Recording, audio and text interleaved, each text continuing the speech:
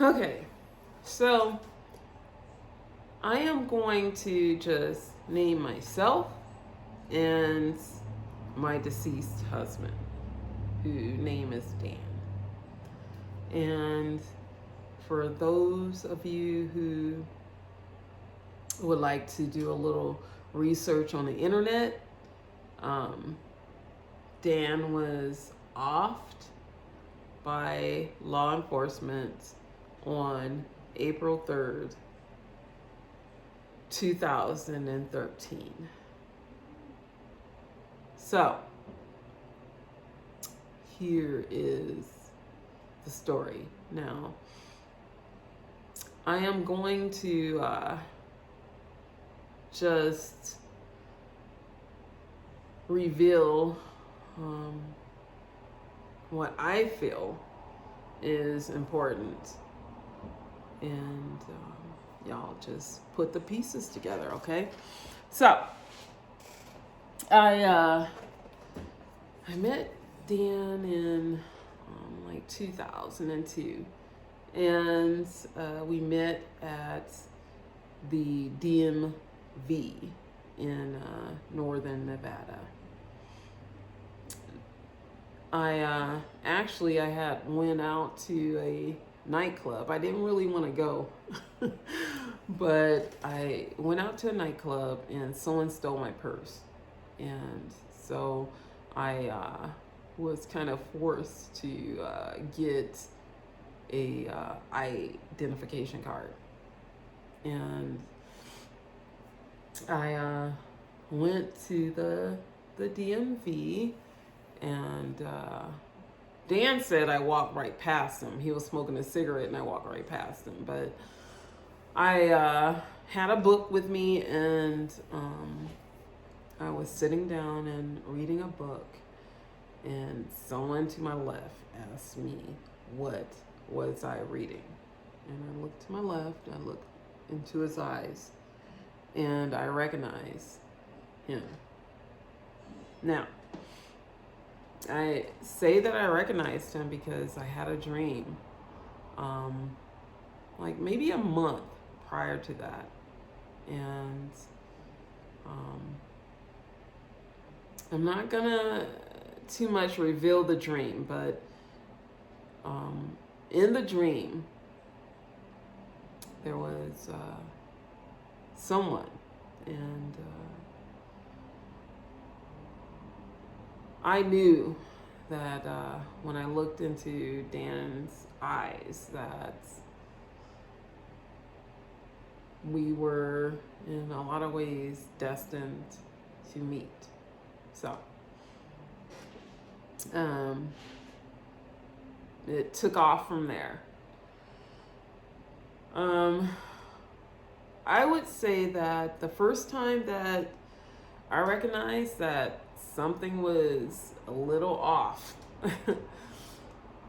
was when maybe like a couple of weeks into our meeting, I was driving, and someone was humped behind me.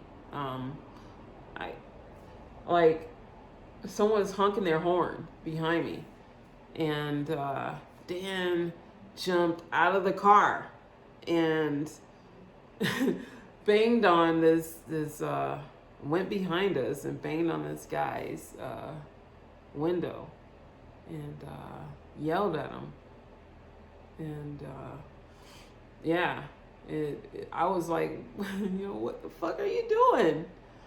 That's crazy. But I kind of brushed it off. But that was kind of like a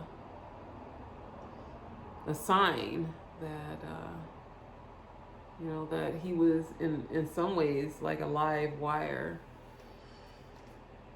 And but I would have to say that he was live wire, but that was kind of channeled into like a lot of passion, and that's how I saw it. I saw it as him being passionate in a lot of ways, protecting me and looking out for me. So I, in some ways, brushed that off. So what I do have to do is go back. I have to go back to a little bit about who I am and in a lot of ways what I allowed in my space and what I tolerated. Okay? So I was raised off and on by my grandparents. My parents divorced when I was like probably 9 or 10 years old. And so and they both had substance abuse problems, okay? So my maternal grandmother took care of me with her husband, who is my step grandfather, and not only took care of me, but took care of my other sisters. And early on, between my father and my mother, there was 3 of us, and down the line, my mother eventually had 2 other kids and married my baby sister's father. So, and there's, between me and my baby sister, there's an 11 years difference. So, in a lot of ways, I was a babysitter, and I loved kids, so that wasn't a problem. But okay, so I was raised in an environment where I saw a lot. First of all,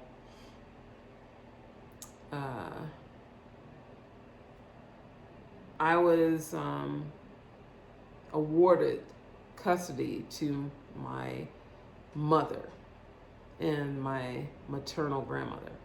And throughout my childhood, me and my younger sisters volleyed back and forth between my maternal grandparents and my mother. And my oldest sister, at some point, she eventually lived with my father's mother, so my paternal grandmother. So, okay, I'm just setting everything up because the question is if I am a black widow, and I have some issues with that. I'll own up to it, but as far as spiritually, okay. But I have to tell this backstory because in a lot of ways, I manifested what eventually went down with Dan. As far as attracting that type of energy in my life and accepting being a martyr and thinking I can change individuals. And waking up to the fact that I was face to face with my childhood. So I have to go back to my childhood, okay? So with my mother, um, I experienced a lot of violence or abuse. Okay, my grandmother, who my grandmother's from New Orleans, and my mother's from New Orleans, and I'm from the Bay Area. Okay, so um, my grandmother actually, I'm not on top of my head, I don't know how many kids she had, but she had one who was actually murdered by his girlfriend, and I never met him, and I believe his name was Peter. And she had an oldest daughter who it was rumored that she was actually born out of incest. So my grandmother's mother died shortly after giving birth to her, and my grandmother was raised by her aunt and uncle, and she was abused, and she had a baby, and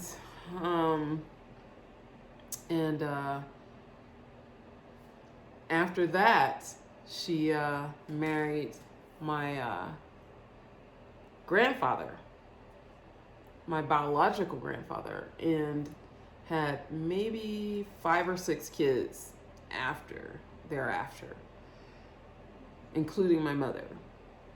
And those kids were of the streets, straight up. So, and the only one who wasn't of the streets was her firstborn, who was my aunt. And the rest of her kids were of the streets, including my mother, eventually. So, I had a pretty rough childhood when my mother took care of me, and that included.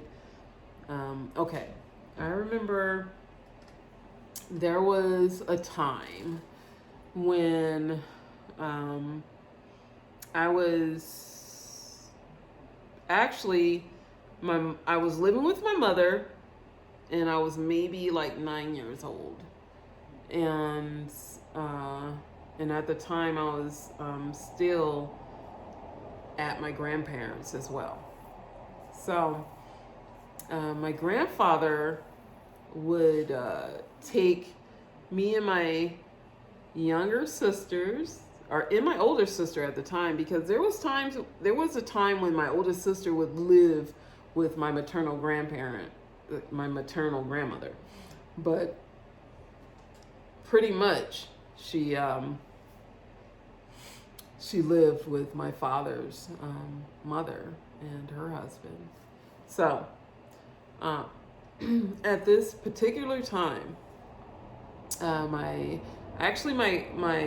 step grandfather would take us to the Giants game. It was the Giants is for those of you who are from the Bay Area, the Giants is a baseball team, and he would take us to the Candlestick Park, and so I was into the Giants and baseball, and at this time there was like a World Series, and so my grandparents, they allowed for my mother and her siblings to bring individuals, or to bring themselves into their households while they were still in the streets. Okay? So I grew up around um, individuals who, yeah, were about that street life. And, my mother included. So uh, during this time, I remember during the World Series, Giants, my mother had came to my grandmother's, my grandparents' house, and with a friend, and I had bet him that the Giants would win the World Series, and so, okay, keep that in mind. Okay, so shortly thereafter, my younger sister and I, not my oldest sister, but my younger sister, and she was a year and a half younger than myself. And before this, my two baby sisters weren't born at the time. We were at an apartment, and I remember concluding this whole World Series. I was in the front room and reading a book, and sitting in front of the TV. My mother and whoever was in, there was a one bedroom apartment, and whoever else was in the apartment was in that bedroom with her, and I remember watching the World Series and reading my book, and actually my mother's friends, I actually won $5, and because I bet him on a game, and I won $5, and I had the $5 out sitting next to my book, and before I knew it, there was windows that were shattered, and the door was kicked in, and I saw guns pointed at me, and yeah, so it was a drug raid, and that was something that traumatized me. I remember my grandmother came to pick me and my younger sister up, and my mother was taken off, and whoever else was with her at the time. I remember they were looking for all kinds of drugs in the furniture, and lifting up the cushions and the furniture. And at the time, I ate whole lot of candy as a kid, and there was some red M&Ms. There was some M&Ms. There was like a red M&M, and I believe I had I thought it was like some drugs or something, but it was just candy. And so that right there is pretty much like a depiction of what I went through as a child. So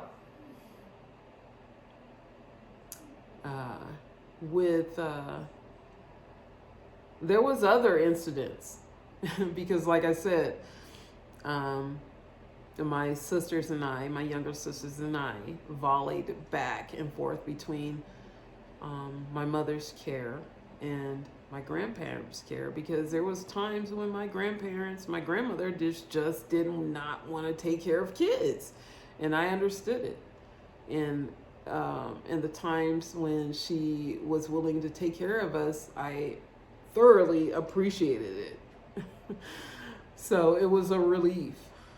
And so also there is something that has to do with what went down with Dan. And I have to, that is aligned with my childhood. And that is at around, let me see, 1978, 77, 78. There was a time when my mother, she had I was living with my mother at the time, and she actually had my two youngest siblings. And we lived in like a studio apartment. And my mother would, she would, there was like this foil, and it was like made out of like cardboard and foil. It was some sort of contraption. I don't know. I can just barely imagine it, but she would use that to like get me high with weed. And I don't know if she did that with my sisters, but I remember her doing that to me. And so, and I must have been like, maybe like 11, 12 years old. And I bring this up because this is important with what I went through with Dan. Okay, so since I was 12 years old, off and on, I have smoked trees. Okay, so no big deal. And even back in those times, in the 70s, it wasn't even that potent.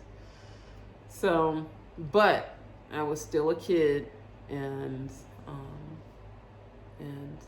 that was the first time I was introduced was through my mom. And you know what? I kind of liked it. I kind of liked it, okay? So, like, there was a time when, in 1978, we actually moved to Mountain View in California. And so, let me see, I was maybe 12 years old. And it was in the summertime. And I had a best friend, and she had a nanny. And her nanny actually looked like an actress. Like, okay, those of you who know of, there was an actress named Irene Cara. And so my best friend had an actress who resembled Irene Cara. And her nanny stayed with her. Her mom, like, I lived in Mountain View, and Mountain View is like, there was a lot of, even back then in the 70s, there was a lot of tech companies. I mean, this is Silicon Valley, straight up. And so my best friend's mom worked, she made a lot of money. And so, okay, during the summer, my best friend and I and her nanny actually would,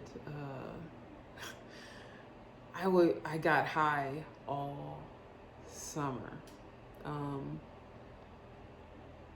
We would bake. I remember she would we would bake like carrot cake, and she would actually use baby food.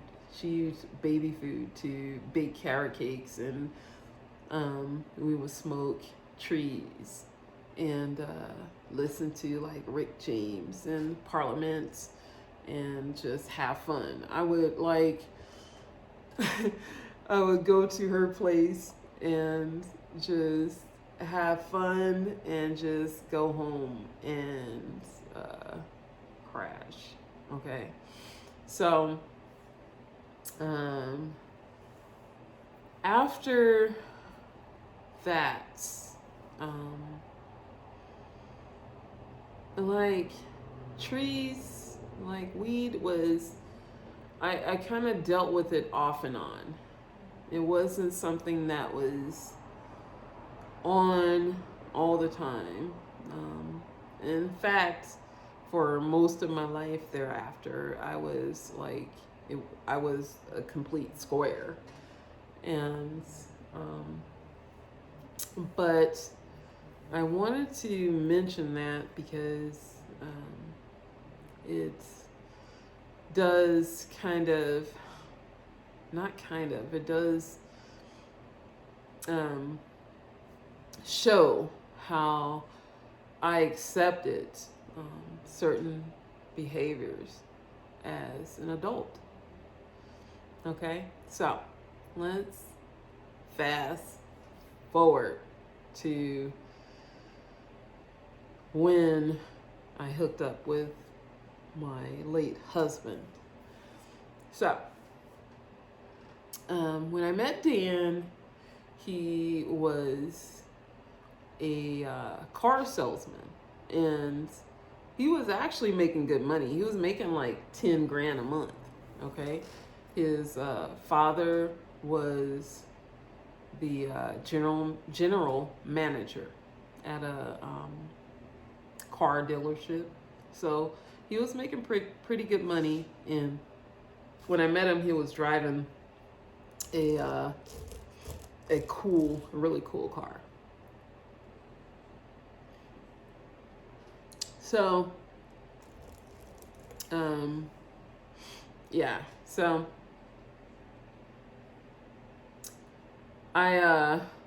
he told me that, like, early on in the relationship, he was honest with me, and he told me that he was an alcoholic in the past, and that he was sober. And so ultimately what we both had in common was that we smoked trees. Now, when I met him, I was off, but because he smoked trees and my past, I was on. So, I was okay with it. In fact, where I lived, if you had a card, it was legal. Marijuana was legal. Okay? So it was no big deal. It was never a big deal to me. So, and right now, as I speak, it's completely legal here, and there are dispensaries, and so, so Dan and I, we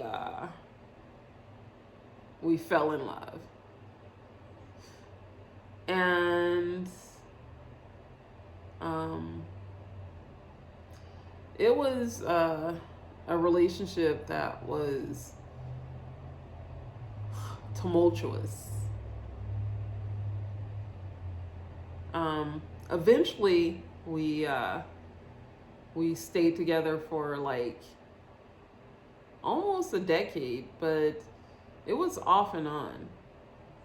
And so Yeah. So right here, I'm going to stop and we're going to continue on with parts 2. Okay?